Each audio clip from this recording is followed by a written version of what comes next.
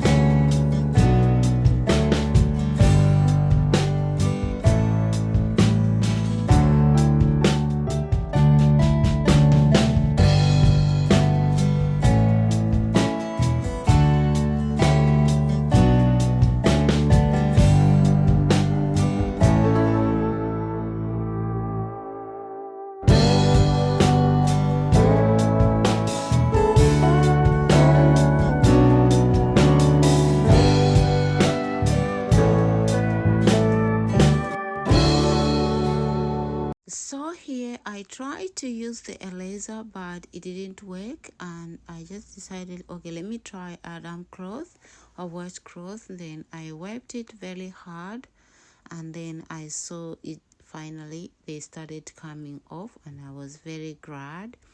And guys, so yeah, I hope you enjoy, and please don't forget to subscribe, comment, like, and share, and click the notification bell so that you get notified anytime I post a new video.